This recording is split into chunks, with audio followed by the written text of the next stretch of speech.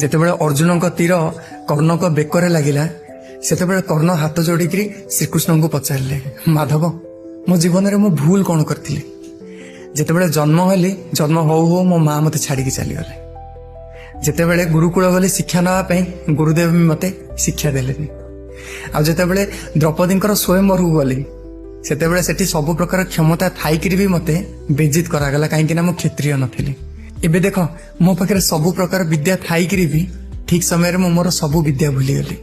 ମାଧବ ଏମିତି ମୋ ସହିତ କ'ଣ ପାଇଁ ହେଲା? ଶ୍ରୀକୃଷ୍ଣ କହିଲେ, ତୋ କଥା ଛାଡ, ମୁଁ ମୋ କଥା କହୁଛି। ଯେତେବେଳେ ମୁଁ ଜନ୍ମ ହେଲି, କାରାଗାର ଭିତରେ ଜନ୍ମ ହେଲି, ମୃତ୍ୟୁ ମୋ ସାମ୍ନାରେ ଠିଆ ହେଇଥିଲା। ଜନ୍ମ ହଉ ହଉ ମୋ ବାପା ମାଙ୍କଠୁ ମୁଁ ବହୁତ ଦୂରକୁ ଚାଲିଗଲି। ମୋ ନିଜ ମାମୁଁ ମୋତେ ମାରିବା ପାଇଁ ବସିଥିଲେ। ଗାଈ ଚରେଇଲି, ଗାଈ ଗୋବର ଉଠେଇଲି, ସବୁ କିଛି କରିକିରି ମୁଁ ଗୋଟେ ଜାଗାରେ ପହଞ୍ଚିଲି। ତ ମୋ ଭିତରେ ପାର୍ଥକ୍ୟ କ'ଣ ଜାଣିଛୁ?